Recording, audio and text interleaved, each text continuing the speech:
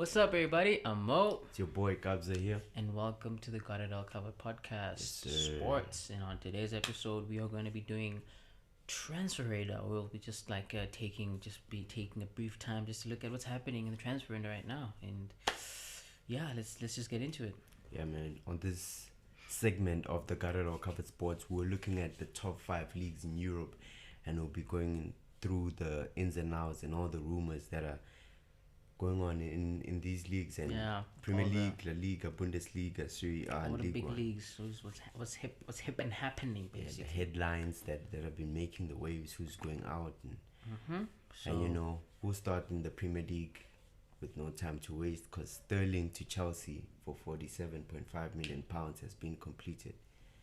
What are your thoughts on that deal, bro? before we start, I just want to say I like how you stole my look. Just the beanie. That's a pretty cool thing. Sorry. Anyways, yeah, I think the Sterling news. I think when I saw the news, I saw it coming. I thought this was a really good deal for Sterling. Like, I think he had really disappeared into obscurity in the Man City squad. And I feel like it's a World Cup year. And even though he's in the good books with Gareth Southgate, you can't really take your chances because the likes of Marcus Rashford, Jadon Sancho, they want to break into that English setup. Jared Bowen, he wants to be a part of that front line. So I think regular football in this year is what any player is thinking about, because they're thinking about November and December. So I think this is a good deal. 47.5 points. Yeah. Pounds. Yeah. That's 50 million euros. Basically. Yeah. And I like that he's going to a place where he's wanted. True. Like he mentioned to Pep that I want a new challenge, and Thomas Tuchel was there to give him one. And I like the fact that Thomas Tuchel actually called him, because apparently he called Sterling around about the time during the Champions League final, after the Champions League final. So that was back in late May or something, around about that time. So it's 2021. No, this year. This year. After this Wow. year's Champions League, he called him right about after that time. So, for the fact that it's not just something that's new, it's something that has been brewing for a while. So I think they have been in communication for a while. So I think this is something that has been in the pipeline. So.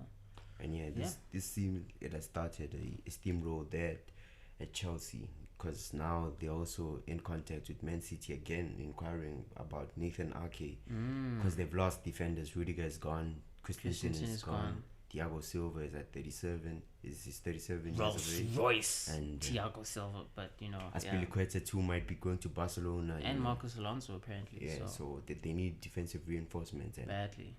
And I think this is also going to be a good, and for the fact that Nathan Ake is a former academy player of Chelsea, so this would be I know that some academy players have gone back to Chelsea and haven't done well, Lukaku, but I think for Ake, I think as well, I'm going to reiterate that it is a World Cup year. Everyone in any league right now will be going, any move that they're making is going to be them thinking, will I make it to my team? Because right now I don't see Nathan Ake breaking into that Dutch team. It's going to be very hard. Van Dijk, Stefan de Vrij, Matthias de Ligt. Those seem like but if he but wants, he is versatile. He can play left back, so he can slot in there. But still, Louis van Gaal, he's not just going to take anyone to the World Cup. He seems like he wants starters, and Nathan Ake has not made his mark anywhere in the Man City squad since he arrived. So I think this will be a good move for him. A good he's left-footed, right? Left-footed defender. I think that he'll slot right in. And Man City reportedly want the same amount of money they got for Nathan Ake from Bournemouth, which is around about £45 million.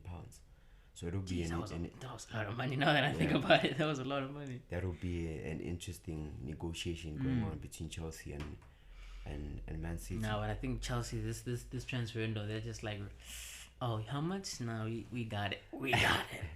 So yeah, I think that'll be handled very swiftly. Well, that's not the case at Manchester United and Arsenal, because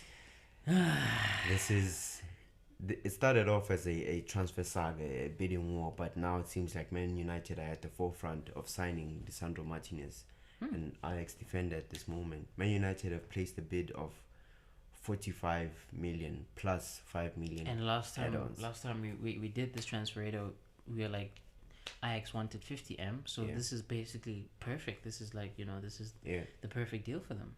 And Ajax are reluctant to sell. They've upped What? their price now.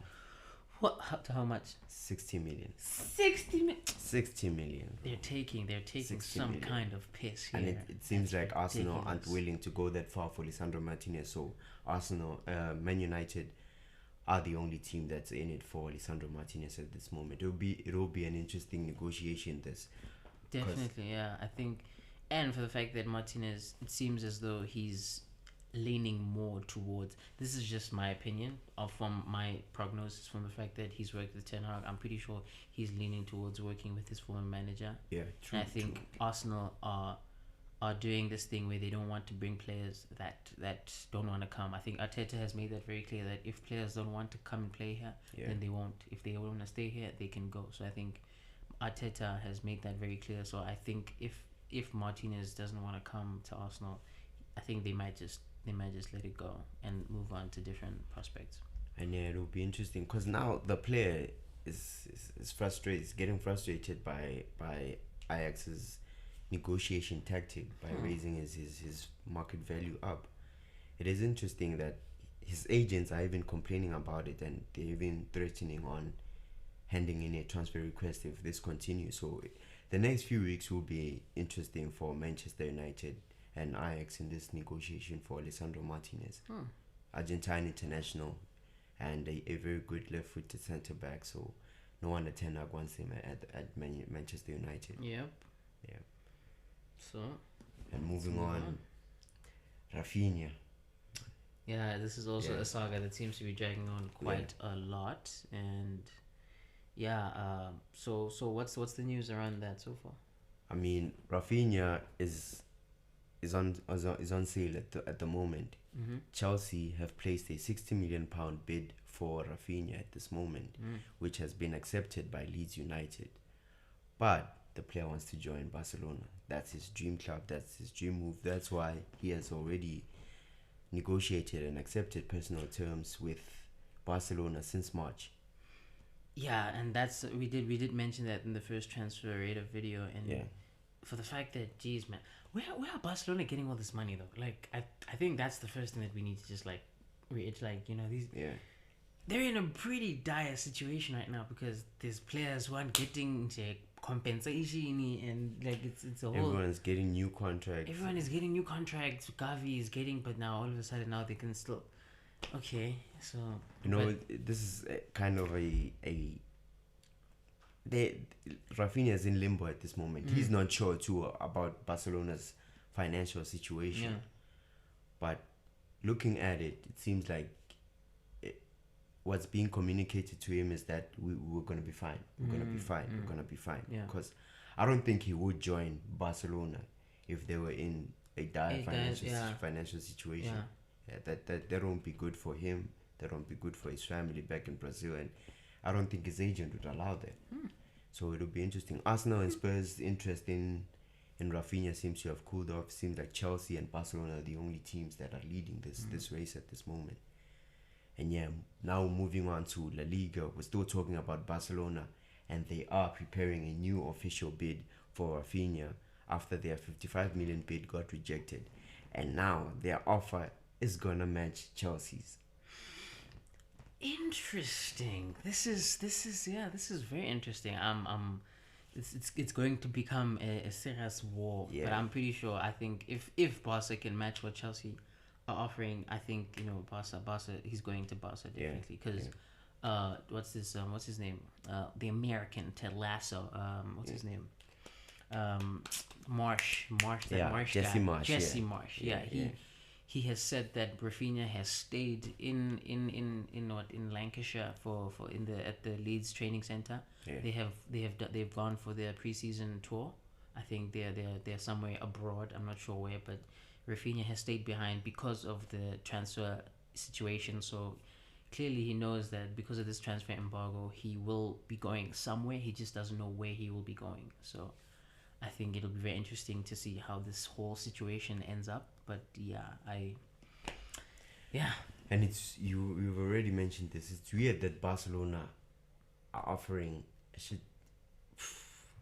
pardon me, loads of money for Raphinha. 65 million pounds, that's around about 70 million euros, you know. And they have a situation with a Man United target, Frenkie De Jong. Oh, jeez, Frankie. I'm getting tired of that name. I'm not gonna lie. That Frankie, I'm tired. I'm getting tired of that name. I'm bored now. I'm bored.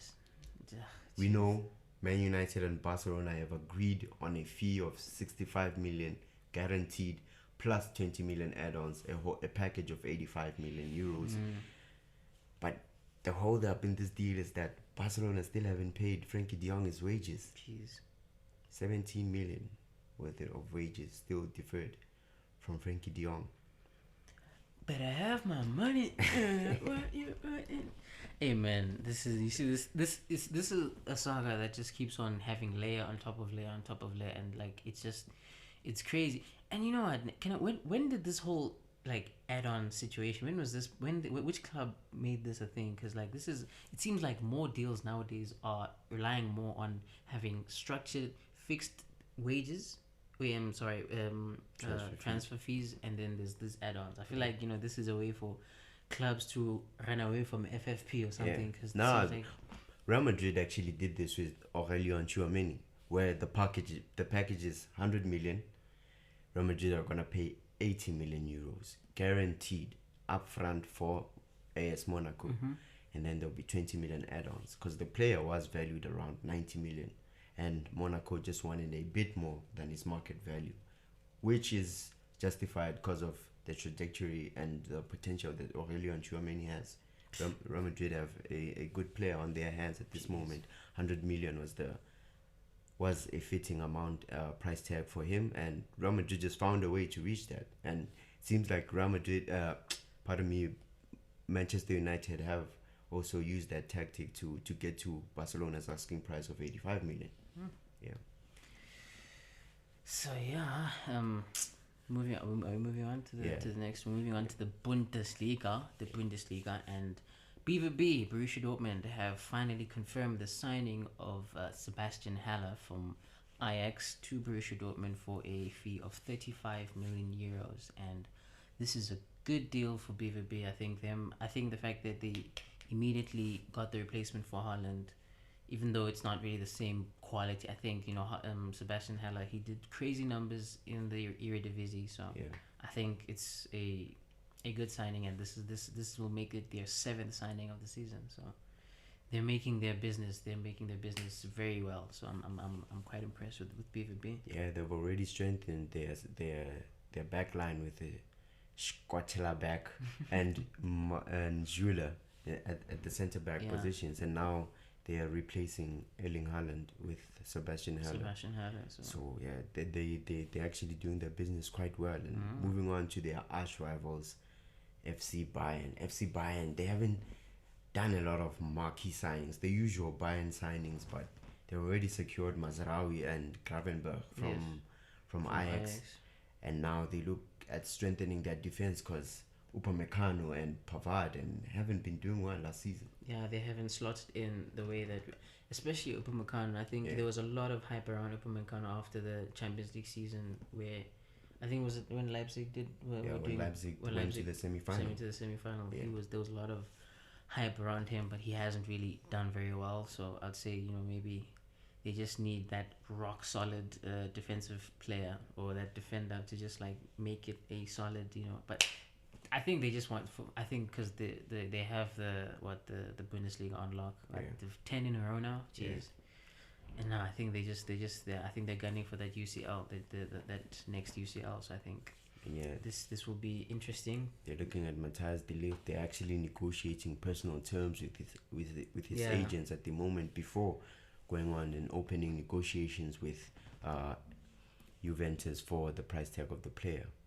Chelsea are also interested in him. Yeah, and that is also something that Todd Bowley apparently has been sniffing around that as well, because I think he has also realized that Chelsea are in a very dire situation where they do need defenders, because they basically just got rid of all their defenders in quick succession. So I think it'll be very interesting to see how or who they get.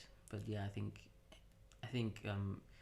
Matthias de Ligt coming to the Premier League, that would be a big deal for a big statement for Todd Bowley. So I think we'll just have to see how that turns out. And yeah, Bayern are just looking at defensive reinforcements with the uncertainty around Robert Lewandowski's future.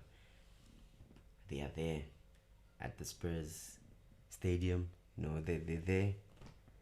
Oliver Kahn has mentioned Harry Kane's name. Tesco, let's go, Harry Kane. He has mentioned Harry Kane's name in some meetings to replace Robert Lewandowski. So far, it's just rumors right now. Yeah.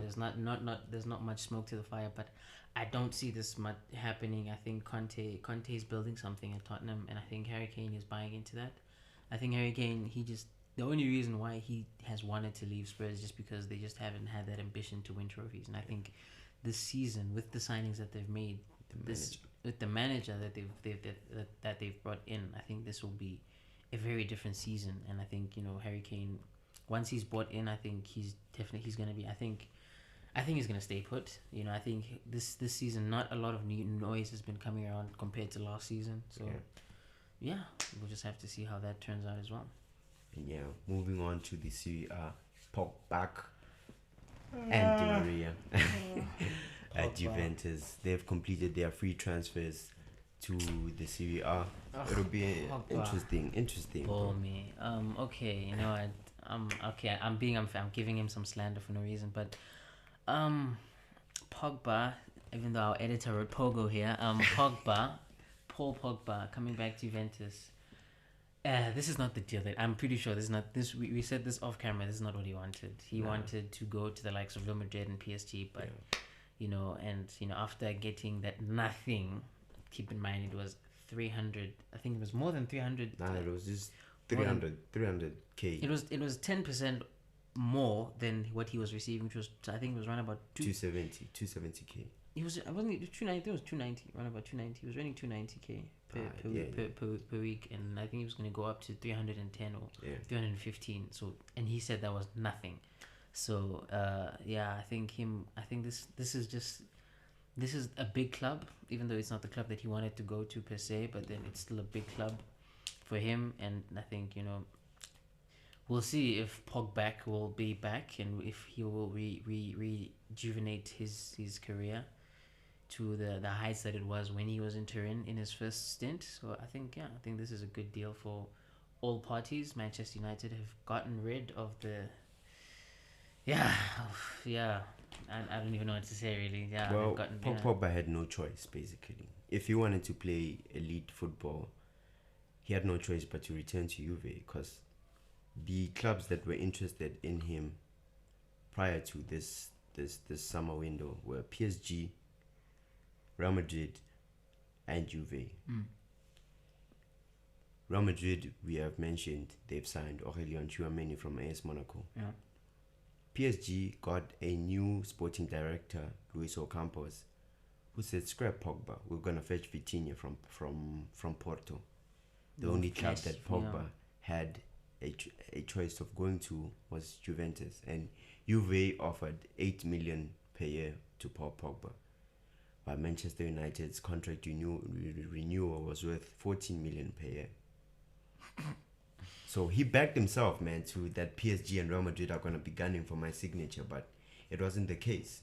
So he had to go to Juve if he wanted to be an elite in football. So he had no choice, Enough about Pogba. Di Maria, yes, I think Di Maria going to Juventus. This is also a good. I think he still has a few good seasons left in him. He still does. The fact that he's playing in one of the top 5 leagues, heading into the World Cup, just shows how an elite of a player he is. True.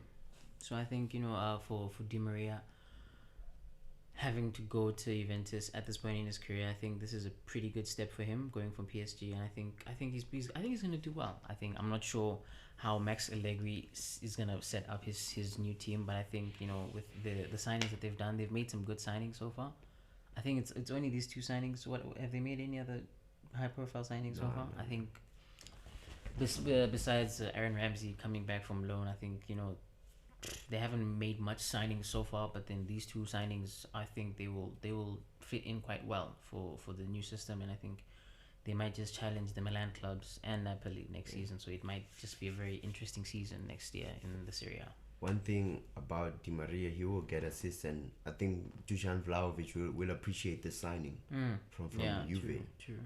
And yeah, Dusan Vlahovic lost getting an assist on the team. He has lost another one. Paulo Dybala, obviously his contract running out in June. Inter Milan were interested, but since they signed Hendrik Mkhitaryan, another creative player from AS Roma, and Romelu Lukaku, which is further reinforcement to their forward line, they don't really need to acquire Paulo Dybala, so the interest has cooled off, and his agents have offered him to Manchester United for a decreased wage, bro. Apparently, he's willing to play for 100,000 per week. Oh, how the mighty have fallen. You see, this is one of those situations where greed will just get you. I think the Paul Pogba situation is similar with the Paulo Dybala situation. Paulo Dybala, he didn't want to renew his contract. They were willing to offer him a new contract, but then it didn't have the wages that he wanted, and so he figured to himself that, you know what, I'm gonna wait out my contract and I'm gonna go on a free, and I'm just gonna wait for the clubs to come in line, just come for me, because I'm still a hot prospect, because he looks kind of young, so I'm still a hot prospect, clubs are going to be lining up, and that's not the case right now. Literally, it seems as though all the clubs, like any club, like doesn't seem very interested. It's either they're going for different players, or they just feel like he's too expensive, and his health record is abysmal, because I think over the years he's gotten very. He's had a layoff in every one of these seasons, and quite a lengthy layoff as well. So I think at this point in time, with teams starting to regain their financial, like they need to start spending because we've seen, I think all clubs in Europe have seen what has happened to Barcelona and say that, what, we don't want to end up in that kind of situation. True. Wasting our money on like players that won't give us much, that's it's not worth it. So I think we'll just have to see if I think for Man United, would this be, I think it would be a good deal, I'd say, a good addition, especially with the Ronaldo rumors of him going out, him playing there. I think it'd be a very interesting thing to see, I'd say. So we'll just have to wait and see what happens there. Yeah, and moving on now, we're gonna end the show with League One news. PSG hire Christopher Galtier to replace Mauricio Pochettino. Can I just say, this is one of the longest sackings I've ever witnessed. Like, we knew that like Pochettino was fired like 2 months ago, but like they still kept on just like saying like, okay, like they're still talking. Okay, he might be going. And now, only now, like 2 months after we knew he was going, then they decided to say, oh yeah, by the way, he's gone now. So yeah, so I think Christopher Galtier, he's quite familiar with League One. He used to be coach of Saint Etienne, and then previously he was at OGC Nice, or Nice if you're French, oui, yeah, don't mind my French. So I think I like this appointment. I think can I just say, when he heard the signing, he was just like, this one they're going to. But I actually say, I like fifth. He finished fifth with Nice, which is actually a pretty. PSG are gunning for the Champions League title. No, but then I think in the context of it, a team like OGC Nice, it's not a very big club. It's a club that's always in League One, but they're not usually up there. They're usually mid-table or bottom half. So the fact that they're going to be playing like European football, that's a big deal. That's a big deal. I think I like the fact that PSG. I think what's the PSG director? What's his name? That guy, yeah, guy. The Arab guy. The Arab, yeah. The Arab guy. The Arab guy, he was saying that we don't want to do any, we're done doing flashy stuff, we don't want to, we want to go back to basics, we want to just do it simple, we want to make sure that we do it properly now. So, them getting, a Christopher Galtier, a manager that's not, he's known, but he's not very well known around like Europe. So I think, he's going to be bringing new ideas, and I think it'll be very interesting to see what he can do, how he can, plus, there's a lot happening at PSG, them hiring, a new manager. You know, they have a new board of director, which is basically Mbappe and a bunch of his friends just chilling, just saying who wants to who. Yeah, so I think it's gonna be very interesting to see that. Where to play next for out. Pop? For Poch, that's the last question to end up the show. Where to for Poch? I think he's gonna chow his Compensation. his man. compensation He always money. does that. He always chows the money. Then after that, maybe he might. I see him coming back to the Premier League. I don't know where, but I do see him coming back to the Premier League. You know, I think to redeem himself after like a very poor end to his stint at Spurs. Who knows? Maybe when Conte is gone after his one season rant, maybe even when Conte quits Dude, next that's season. what I was just thinking, that when Conte has delivered a trophy at Spurs, there would be no reason for him to stay. True, because Conte, he's not a stayer. He's just those managers who just gets there, does what he needs to do with the team that he has, and then he's gone. He's a short term manager, and there's nothing wrong with being a short term manager. He's still a great manager with a great repertoire. But you know, so I do see him going because the Spurs fans, they love him. They still love him. They're still grateful for everything he did. So I think, you know, I could see him going back to Spurs, but yeah, we'll just have to wait and see how that turns out. Yeah, man, that wraps it up for our transfer radar. Yes, sir. It has been great going through these transfer news. This is gonna be a constant thing. Every Monday we'll be talking about all the ins and outs that have been happening for the past 7 days. Yeah, even if this might not drop on a Monday, we're doing this on a Monday, just so you know. But yeah. Yeah. So yeah, man, check us out on Apple Podcasts, Spotify, YouTube, and Anchor. We're on all platforms. And we got a sister channel where we talk about music. Got it all covered. Music. Where we talk about everything music. I'm gonna bring it back, bro. Where we talk about albums, songs, who's charting, who's popping, and who is dropping trash. Yeah, that's what we do on that channel. Yes, indeed. So please check us out. We are also on all platforms on that channel. Like, subscribe, notification bell on. Leave a comment on what news did you think we left out. What news are currently popping that we haven't mentioned on this Transfer Radar show. And yeah, man, it has been a great show. Yeah, definitely. Yeah. From the GIAC family, we got it All covered. Yes, sir. Yeah.